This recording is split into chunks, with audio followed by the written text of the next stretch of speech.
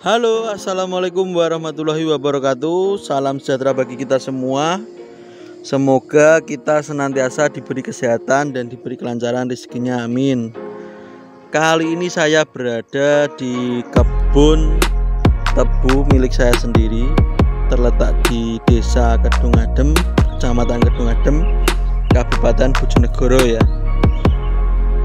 Jadi kali ini saya akan sedikit membahas tentang pentingnya kita lakukan monitoring atau kontrol tanaman tebu ya. Jadi setidaknya itu kita lakukan pengontrolan setiap minggu ya. Tapi idealnya 1 minggu 2 kali, dikarenakan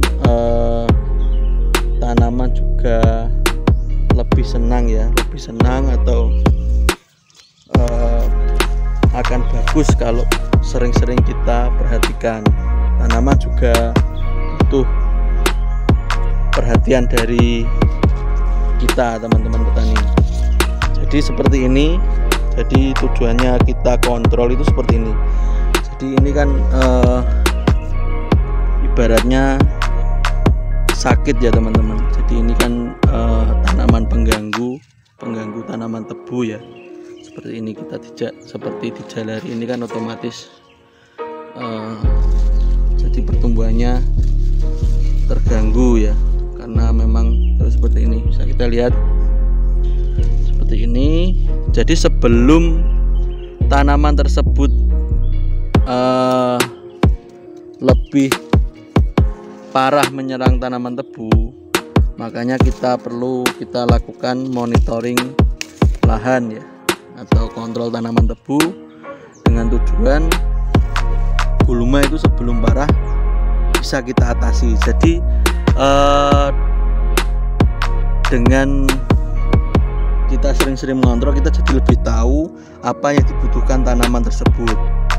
Jadi setiap saat kita bisa intens seperti penyemprotan, waktunya pemupukan, waktunya klendek, dan waktunya yang lain-lainnya.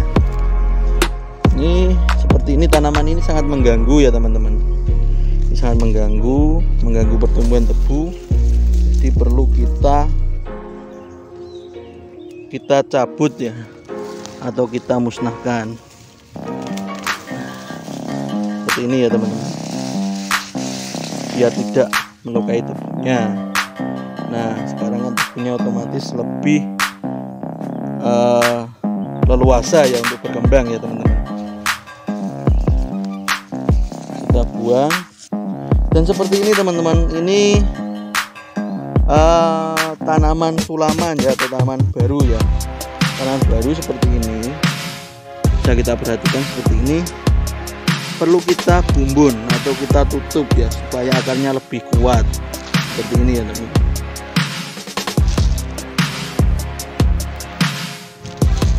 Seperti ini. Jadi alangkah lebih baiknya atau lebih bagusnya kita menggunakan cangkul ya. Menggunakan cangkul. Jadi kita tidak boleh menyepelekan tanaman. Jadi kalau bisa kita rawat sebaik mungkin ya. Nah seperti ini. Ini mungkin sudah waktunya penyemprotan ketiga ya teman-teman. Jadi ini rumputnya sudah lebat. Nah seperti ini harus segera kita atasi ya teman-teman. Ini kelihatannya sepele, tanaman ini sepele, tapi saya pernah punya tebu 1 hektar itu mati gara-gara tanaman ini.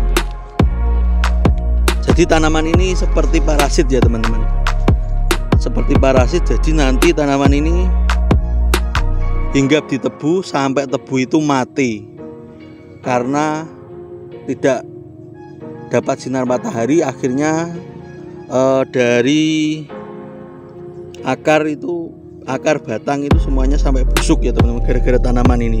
Ini kelihatannya sepele, tapi ini harus segera kita basmi ini teman-teman.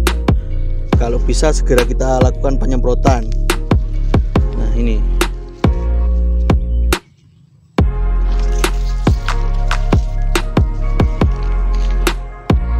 Nah seperti ini. Ini juga rumput yang tergolong cenderung bandel ya. Nah ini, jadi pertumbuhan tebu biar bisa maksimal kita rawat sebaik mungkin. Jadi kebutuhan tebu itu apa, tebu itu kekurangan apa gitu, jadi harus segera kita tangani. Makanya perlu kita lakukan pengontrolan, idealnya dua hari dalam 1 minggu atau 1 minggu sekali lah kalau lahannya memang benar-benar banyak. Nah seperti ini. Dan ini teman-teman, makanya saya sangat menekankan atau sangat menyarankan untuk teman-teman sering-sering melakukan kontrol. Ini luka api ini teman-teman. Ini harus segera kita basmi, kita jauhkan karena ini nanti nular ini. Ini nular. Kita cabut dari akarnya. Ini memang karena varietas BL. Varietas BL ini paling banyak luka apinya. Nah, ini juga ini. Ini luka api ini juga ini. Jadi sebelum banyak, makanya kita sering-sering kontrol. Kita cari yang luka api, kita cabut aja, kita cabut, kita buang jauh-jauh.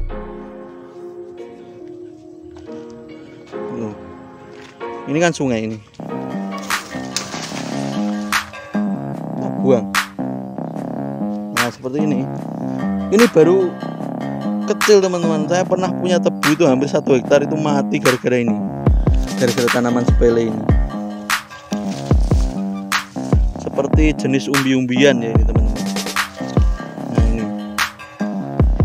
seperti ini, jadi dia sistemnya parasit. Nah bisa kita lihat kan ini. Nah ini dia melilit daun tebu ini. Nah ini, nah ini.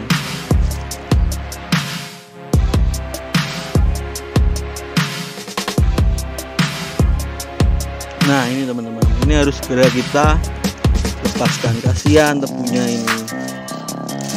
Nah seperti ini. Ini baru satu. Ini kalau dibiarkan terus bisa sampai sana, bisa sampai ujung sana teman-teman. Soalnya saya pernah mengalami. Jadi gulma itu tidak bisa kita sepelekan. Kita buang ya. Wah, kena tebu yang satunya. Kita buang.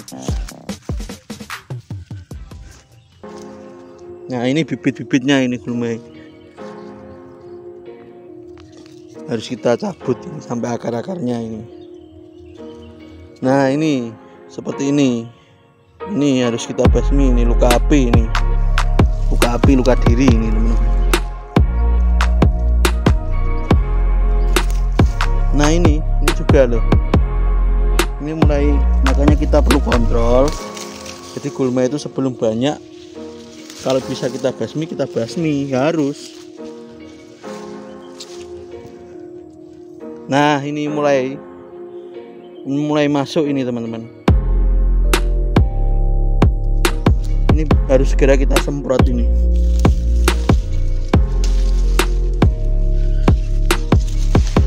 Ini jenis tanaman umbi-umbian. Nah ini kan masuk ke lahan tebu kita.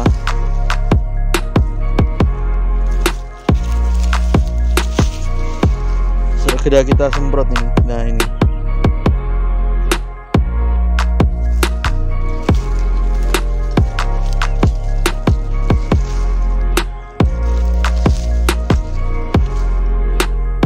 Nah ini sampai panjang. Ini mengancam ini. Kalau nggak segera kita basmi ini bisa. Nah ini lihat, ini menjalar sampai sana ini. Nah ini lama-lama bisa menjadi parasitnya tebu ini. Nah ini akar sampai segini banyaknya ini.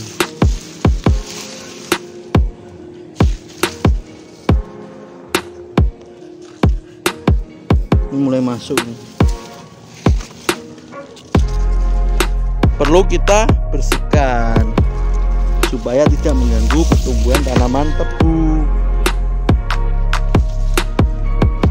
Nah, di sini juga banyak ini Nah ini juga. Nah ini langsung kita tarik dari akar-akarnya. Nah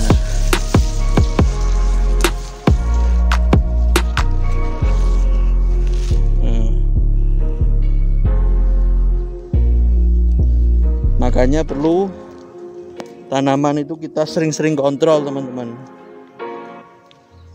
Kebutuhan tanaman itu apa? Nah ini juga seperti video saya sebelumnya, ini perlu kita bumbun. Lebih baik menggunakan cangkul ya teman-teman. Ini karena saya dadakan nggak pakai cangkul, nggak bawa cangkul tadi.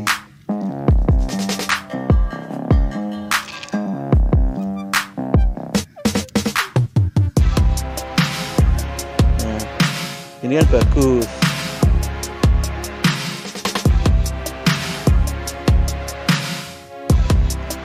Nah ini mulai ini parasit kecil ini.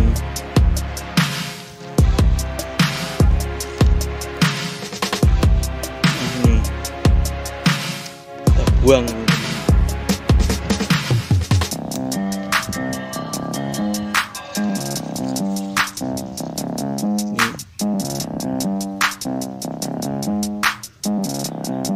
Bisa kita lihat bagus sekali kan. Bagus sekali kalau tanaman bersih dari rumput seperti inilah. Ini karena sering kita kontrol, teman-teman. Jadi kelihatan seperti ini. Kita tutup gitu.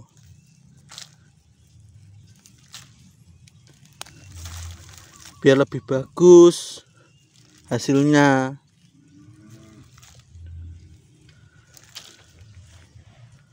Akarnya lebih kuat. Nah ini juga, makanya saya tadi sering saya tekankan itu sering-seringlah kontrol tanaman kalian, nggak hanya tebu. Nah ini parasit ini. Nah, mulai melilit dia.